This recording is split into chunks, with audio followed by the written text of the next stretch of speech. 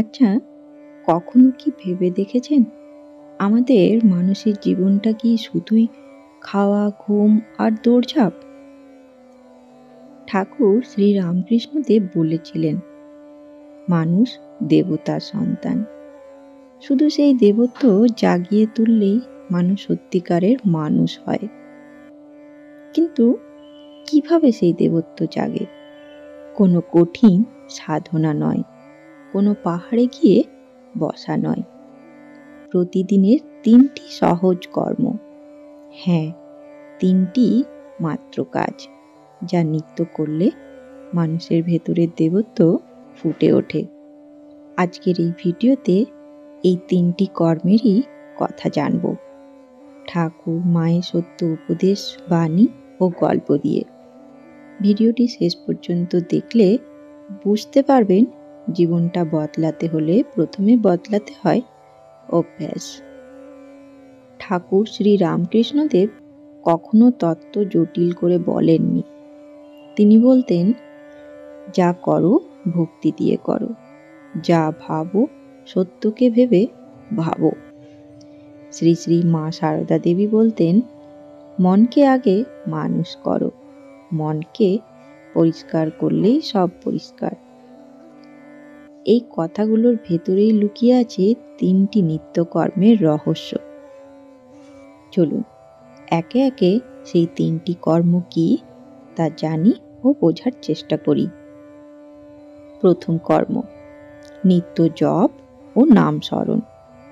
শ্রী শ্রী ঠাকুর বলতেন, নাম জপই কলিযুগে সাধনা, নামই সব, নামই মুক্তি।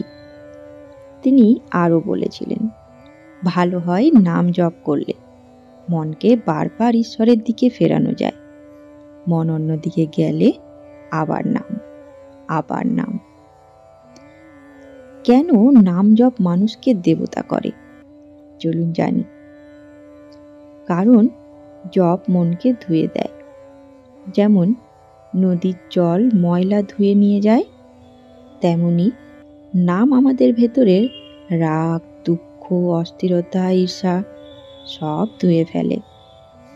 শ্রী শ্রী মা সারদা দেবী বলেছিলেন, একবার মনকে ঈশ্বরের নামের দিকে লাগাও, দেখবে মনই তোমাকে ধীরে ধীরে নিয়ে যাবে।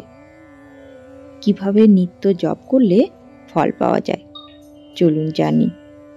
প্রথম, সকালে ৫ মিনিট। দ্বিতীয়, রাতে শোয়ার আগে ৫ মিনিট। তৃতীয়, দিনের কাজের ফাঁকে একটু একটু। জপ মুখে হলেও মন আস্তে আস্তে শান্ত হয়। ঠাকুর বলতেন, জপ হলে মন ভেতর থেকে আলোকিত হয়, এই আলোকেই দেবত্ব। একটি ছোট্ট গল্প দিয়ে বোঝার চেষ্টা করি, চলুন। ঠাকুরকে একদিন এক ভক্ত জিজ্ঞেস করলেন, সবসময় মন একাগ্র থাকে না, কি করব? ঠাকুর হাসলেন আর বললেন, তুমি হরেকালে বাঁশি বাজাও, এক সময় নিনাদ নিজের থেকেই বেজে উঠবে। এই নিত্য জপই প্রথম কর্ম, যেটি মানুষকে দেবত্বের পথে নিয়ে যায়। দ্বিতীয় কর্ম, দিব্য চিন্তা ও আত্মপরীক্ষা। শ্রী শ্রী ঠাকুর বলেছিলেন, প্রতিদিন নিজের ভুলগুলো দেখো, দেখতেই ভুল দূর হয়। তিনি আবার বলতেন, দিব্য চিন্তা না করলে মন পশুর মতো হয়ে যায়। দিব্য চিন্তা কি চলুন জানি।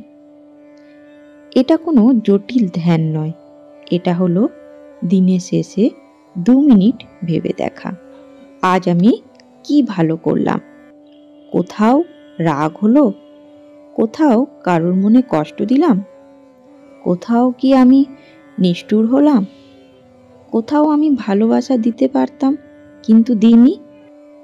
শ্রী শ্রী মা সারদা দেবী বলতেন, নিজেকে বদলাতে চাইলে আগে নিজের ভুল দেখো, ভুল দেখলে অর্ধেক পথ পেরোনো হয়ে যায়।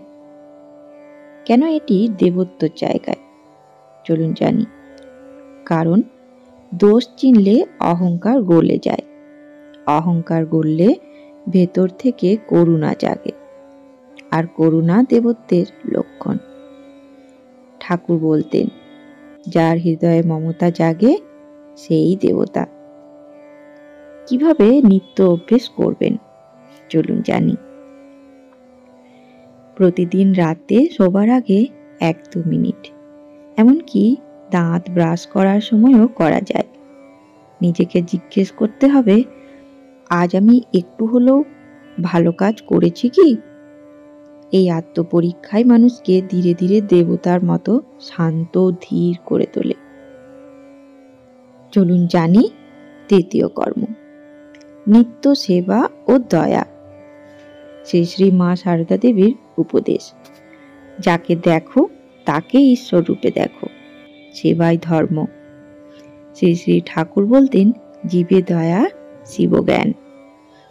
তৃতীয় কর্ম হলো সেবা, কিন্তু সেবা মানেই বড় কিছু করা নয়। মা বলতেন, 1 গ্লাস জল দিতে পারা এটাও সেবা। কেন সেবা মানুষকে দেবতা করে চলুন এবার জানি। কারণ সেবার মধ্যে আছে ত্যাগ, ত্যাগের মধ্যে আছে প্রেম, আর প্রেমই দেবত্ব। ঠাকুর বলতেন, যে নিজের জন্য বাঁচে সে মানুষ, যে অন্যের জন্য বাঁচে সে দেবতা। এবার জানবো সেবা কিভাবে নিত্য অভ্যেস করবেন। কাউকে হাসি মুখে কথা বলা, বাড়িতে কারোর কাজ একটু সাহায্য করা, কষ্টে থাকা কাউকে 5 টাকা দিলেও সেবা। অসুস্থকে সামান্য যত্ন, রাস্তায় কেউ পড়ে গেলে হাত বাড়ানো, কারোর দুঃখ শুনে তাকে শান্ত করা। এই ছোট্ট ছোট্ট কর্মগুলি মিলিয়ে জীবনের ভেতর আলো জ্বালায়। শ্রী শ্রী মা বলতেন, ভালোবাসা দাও, ভালোবাসা ফিরে আসবে। এটাই তৃতীয় এবং সবচেয়ে শক্তিশালী কর্ম। এই 3টি অভ্যেস যদি নিত্য হয়, জপ, দিব্যচিন্তা ও আত্মপরীক্ষা, আর সেবা ও দয়া, তখন মানুষ বাইরে থেকে একই থাকে, কিন্তু ভেতর থেকে দেবতার মতো হয়ে ওঠে।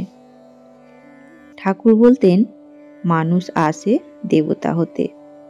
এই জীবনে না পারলে পরের জন্মে পারবে, চেষ্টা ছাড়ো না। শ্রী শ্রী মা বলতেন, মনকে পরিষ্কার রাখো, পরিষ্কার মনেই ঈশ্বর থাকেন। তাই এগুলো আজ থেকেই শুরু করা যায়। কোনো খরচা নেই, কোনো জটিলতা নেই, শুধু ইচ্ছা দরকার। যদি আপনি নিত্য এই 3টি কর্ম করেন, তাহলে আপনার ভেতরের আলো এমনভাবে জ্বলে উঠবে যা আপনি নিজেও কল্পনা করতে পারবেন না। বন্ধুগণ, আজকের এই ভিডিওটি যদি আপনাদের ভালো লাগে, তাহলে অবশ্যই ভিডিওটিকে একটি লাইক করে বন্ধুদের সাথে শেয়ার করে নেবেন। আর ঠাকুর, মা ও স্বামীজির এই চ্যানেলটি যদি এখনো অবধি সাবস্ক্রাইব করা না থাকে, তাহলে অনুরোধ রইল সাবস্ক্রাইব করে নেবার, যাতে তাদের এই বাণী সবার প্রথমে আপনার কাছে পৌঁছে যায়। ধন্যবাদ, ভালো থাকবেন। জয় ঠাকুর, জয় মা, জয় স্বামীজি।